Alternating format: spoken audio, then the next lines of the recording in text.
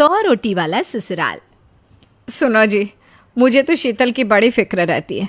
उसका ध्यान तो बस घर के बाहर दोस्तों के साथ घूमने फिरने में ही रहता है। उसे कुछ बोलो तो एक नहीं सुनती। मैं तो कहती हूँ इसकी जल्दी शादी वादी करवा दो, वरना लड़की हाथ से निकल जाएगी।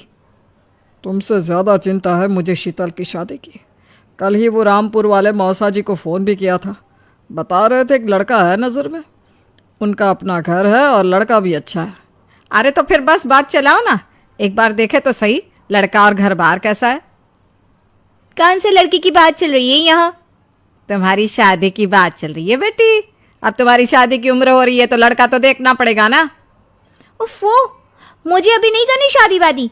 ये तो मेरे खेलने कूदने के दिन है। बहुत खेल कूद ली तुम।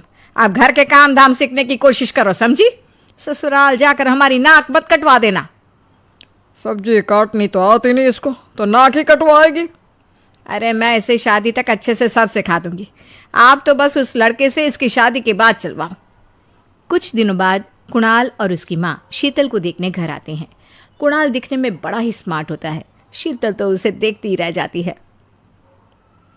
देखो जी, हमारी कोई डिमांड तो है नहीं, बस हम चाहते हैं कि लड़की घरेलू हो, घर के सारे कामकाज संभाल ले। अब आपके परिवार में तो बस 3 ही लोग हैं, पर हमारा तो खूब भरा पूरा परिवार है। बाकी हमें लड़की के घूमने फिरने दोस्तों से मिलने से कोई दिक्कत नहीं है। घर का काम करने के बाद जो चाहे सो करे। अरे वाह, ये तो इतने बढ़िया लोग हैं। लड़का भी इतना स्मार्ट है और ऊपर से इन्हें मेरे घूमने फिरने से भी कोई दिक्कत नहीं है। हे भगवान, तूने तो बिना मांगे ही मुझे सब दे दिया। बताओ जी, और क्या चाहिए हमें? हमारी तरफ से तो रिश्ता पक्का है जी। बस फिर तो हंसी खुशी शीतल और कुणाल की शादी हो जाती है। शीतल मन ही मन बड़ी खुश होती है और उसी खुशी के साथ वो अपने ससुराल में कदम रखती है। आओ बहू, तुम्हारा अपने ससुराल में स्वागत है। ये मिलो अपने परिवार से। ये तुम्हारे ससुर जी, तुम्हारी ननद सुनीता और गीता, सुनीता के पति राजेश और उनके 2 बच्चे राजू और चिंटू। ये ना हमारे साथ यहीं रहते हैं। ये तुम्हारी दादी सास हैं और बाकी लोग अभी बाहर गए हुए हैं। इतने सारे लोग, ये सब यहीं रहते हैं इस घर में? अरे अभी तो मेरे देवर देवरानी और उनके 3 बच्चे यहाँ नहीं है। उसके मायके में भी शादी थी ना, तो बस वहीं गई है। कल तक आ जाएंगे। हे भगवान, ये घर है या धर्मशाला? ये सब एक साथ इस घर में कैसे रहते हैं? मुझे तो पता ही नहीं था इनका इतना बड़ा परिवार है। अब समझी कि कोई डिमांड क्यों नहीं की इन्होंने। ये सब चाल चले मेरे साथ। अरे बहू, खड़े खड़े क्या सोच रही हो? चलो अपने कमरे में जाकर आराम करो। जी माँ जी। अगले दिन शीतल का ससुराल में पहला दिन होता है। शीतल रसोई में जाकर सबके लिए खीर बनाने लगती है। तभी उसके ननद सुनीता आती है। अरे वाह भाभी, आज क्या बना रही हो? बस दीदी, आज वो पहली रसोई है ना, तो खीर बना रही थी। अरे भाभी, ये खीर वीर रहने दो। घर में 4 लोगों को शुगर है और कुछ लोग मीठा ही नहीं खाते।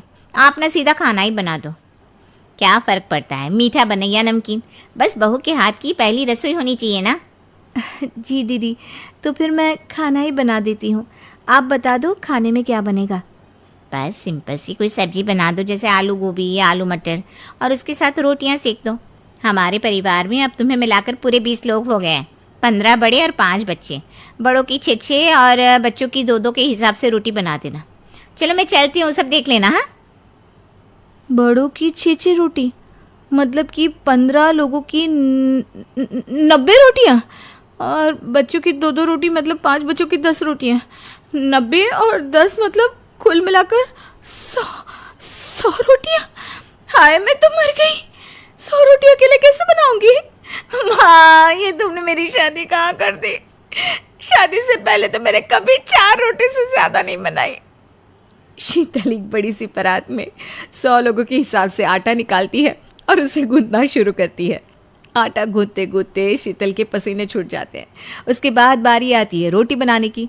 शीतल एक एक करके रोटी बनाना शुरू करती है और 10 रोटी बनाते ही अपनी कमर पकड़ लेती है। हाय, मैं मर गई। मेरी कमर टूट गई खड़े खड़े, और ऊपर से इतनी गर्मी। मैं 100 रोटियां कैसे बनाऊंगी?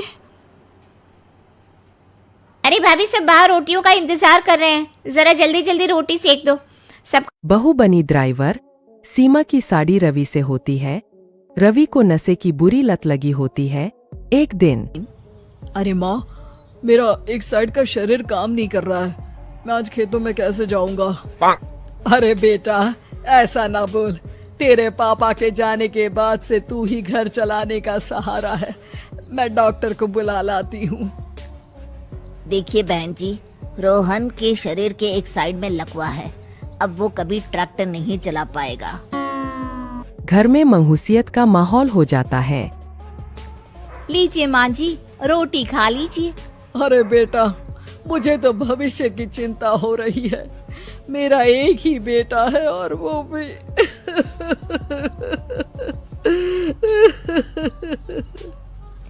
माँ जी, आप चिंता न करें। जब तक ये बीमार है मैं खेत जाकर काम कर लिया करूंगी। वैसे भी नशे के कारण इनका शरीर काफी कमजोर हो गया है। अगले दिन सीमा खेत में जाकर काम कर शाम को घर लौटती है। ये ले बेटा, पानी पी ले। कैसा रहा काम का पहला दिन? माँ जी, काम तो ठीक है, लेकिन मैं अगर ट्रैक्टर चलाना सीख लूँ ना तो काम और भी आसान हो जाएगा। अरे बेटा, दुनिया क्या कहेगी कि औरत होकर ट्रैक्टर चला रही है? माँ जी, या तो हम दुनिया देख ले या अपना घर, कोई बात नहीं। जब ये ठीक हो जाएंगे तो सब ठीक हो जाएगा। अरे बहू, जरा बाहर तो आना। जी माँ जी। बहू, तेरे मामा जी आए हैं, तूने बुलाया था ना? हाँ माँ जी, वो मामा जी ना आज से मुझे ट्रैक्टर चलाना सिखा। सीमा मामाजी से ट्रैक्टर चलाना सीखती है। वो मन लगाकर खेतों में काम करती है। और एक दिन माँ जी, पता है इस बार पूरे गांव में सबसे ज्यादा फसल का उत्पादन हमारे खेतों में हुआ है। इस साल तो खूब पैसे आएंगे। हाँ। सास खुश नहीं होती है। वो चुपचाप वहाँ से जाने लगती है। तभी सीमा उसे रोक लेती है। क्या हुआ माँ जी, आपको खुशी नहीं हुई? बेटा, आज डॉक्टर साहब बोल रहे थे कि रोहन के ठीक होने के लिए 5 लाख रुपए की जरूरत है। समझ नहीं आ रहा क्या करूं। सीमा शांत हो जाती है। अगले दिन सास सीमा के पास आती है। बेटा, ये मेरे गहने हैं। इसे अपने गहनों के साथ जोड़कर सुनार को दिया। जितने पैसे हो ले आ, डॉक्टर को आज ही देने हैं। सीमा अपने गहने और सास के गहनों को लेकर दुकान में बेचकर पैसे लेकर घर आ जाती है। माँ जी, सिर्फ 3 लाख रुपए का ही इंतजाम हो पाया है। बाकी के पैसे कैसे आएंगे? बेटा, अब तो एक ही चारा है, हमें जमीन भी बेचनी पड़ेगी। माँ, खेत बेच देंगे तो खाएंगे क्या? अरे बेटा, कोई दूसरा चारा भी तो नहीं है। रोहन ठीक हो जाए तो वो मेहनत करके इससे भी बड़ी जमीन ले लेगा। सास बहू मिलकर खेत भी बेच देते हैं। अब पूरे पैसे लेकर सास डॉक्टर के पास जाती है। डॉक्टर साहब, ये लीजिए सारे पैसे, बस किसी तरह मेरे बेटे को ठीक कर दीजिए। आपका बेटा ठीक तो हो जाएगा, लेकिन 6 महीने का समय लगेगा। सास बहू सोच में पड़ जाते हैं कि अब तो कोई जारिया भी नहीं रहा जहाँ से उन लोगों की कमाई हो। अब कमाएंगे नहीं तो खाएंगे क्या? माँ जी, मेरे माता पिता ने लड़की होने के कारण मुझे ज्यादा पढ़ाया लिखाया नहीं, लेकिन ट्रैक्टर चलाना सीखकर मैं कुछ काम करने के लायक तो हो ही गई हूँ। अरे बेटा, ट्रैक्टर अब कहाँ चलाएगी? खेत तो बिक गए हैं।